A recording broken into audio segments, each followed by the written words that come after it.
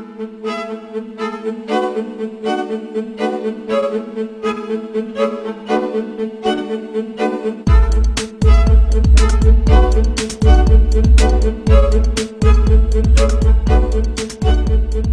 me tell you about Codex Alimentarius.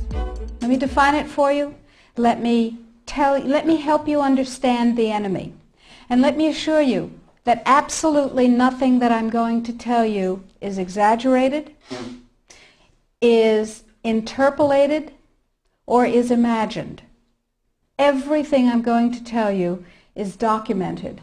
And a great deal of it is documented on my website, which is www.healthfreedomusa, one word, healthfreedomusa.org. Let me back up and tell you that I've been watching Codex come toward us for about the last decade. And I've been watching the votes in Congress, which, God help us, is our bastion of support and protection against Codex, and I'll explain why that is. I've been watching the votes to protect our health freedom dwindle until finally in the 109th Congress, without a good deal of activity, we didn't have the votes to protect us. I've been watching Codex accelerate, and I've been watching it expand, and I've been getting more and more troubled. Let me give you a brief rundown of Codex then. After the Second World War, the Nuremberg tribunals were held, in which people who had committed crimes against humanity were judged by the world community in a court run by the United States and Britain, and they were sentenced to terms in prison if they were found guilty of crimes against humanity. One of the people found guilty of crimes against humanity was the president of a huge industrial megalith called IG Farben. IG Farben produced the gas used in the gas chambers, Cyclone B. They produced the steel for the death camps and the railroad lines. They produced the munitions, they produced chemicals, they produced all kinds of stuff. They produced pharmaceuticals. Big, big, big, big pharmaceutical company. So the president of IG Farben was convicted of crimes against humanity. Now, he's a sort of artistic fellow and creative. He was the one who was responsible for the slogan that people saw as they entered Auschwitz, usually for the last time. Arbeit macht frei. Work brings freedom. Creative sort of fellow. So he was sitting in jail and he said, well, that didn't work. What else can we do? I've got it. Food. He who controls food controls the world. So when he got out of jail, he went to his UN buddies and he said, have I got an idea for you? If we take over food worldwide, we have power worldwide. And his UN buddies said, cool idea.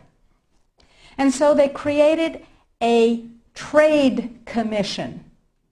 That's a very important pair of words, a trade commission called the Codex Alimentarius Commission. It is not a public health commission. It is not a consumer protection commission. It is a trade commission. Trade is about what? Money. Business. Trade is about profit. Well, they said in 1962, we're going to work toward total global implementation of Codex Alimentarius on December 31st, 2009. Long term. And they set up a bunch of committees, committees on fish and fishery, fats and oil, fruits and vegetables, ground nuts, nutrition and foods for special dietary uses, and so on. There are currently about 27 Codex committee. There are regional organizations. There are task forces and so on. So it's a huge bureaucratic monstrosity. It's immense. Codex has promulgated well over 4,000 guidelines, standards, and regulations on everything, everything which can legally be put into your mouth, with the exception of pharmaceuticals. They are not part of Codex. Important.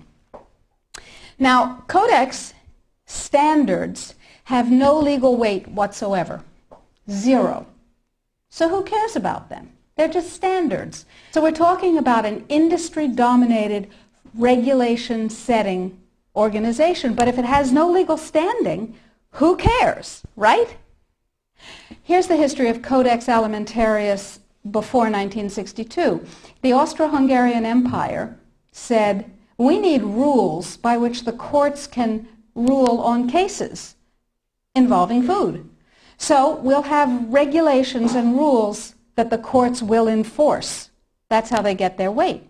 That was called the Codex Alimentarius, and it was put into place around 1893 and lasted until the end of the Austro-Hungarian Empire in the First World War. So the idea was there in the Germanic tradition. We need rules, lots of rules, lots and lots of rules. We need a lot of rules. Let's have rules for everything to do with food. So it was sort of a natural extension for the German industrialists to say, we'll go back to the good old days of Codex Alimentarius, back when we had them in the Austro-Hungarian Empire. Cool. So they started promulgating their rules and regulations, and they were voluntary. They were sort of guidelines. Now, Codex Alimentarius Commission is administered by the World Health Organization, WHO, and the FAO, the Food and Agriculture Organization. They fund Codex and they run it at the request of the UN. So they're mommy and daddy to Codex Alimentarius. And that's very interesting because they're supposed to be about health and food worldwide. Some conflicts of interest that we'll talk about.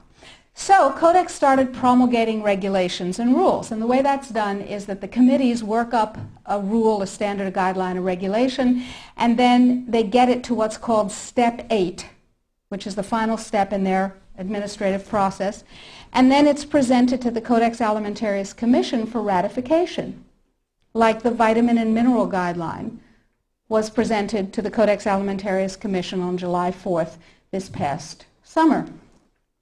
It was ratified, it was approved by consensus, and it is now, despite the propaganda that you're going to hear, if you ever hear about it in the media, it is now mandatory upon any member country of the WTO, the World Trade Organization. Well, what in the world do they have to do with it? And the answer is everything. The World Trade Organization, you see, accepted Codex when the World Trade Organization was formed in 1994. Okay? They said, well, how are we going to decide trade disputes around food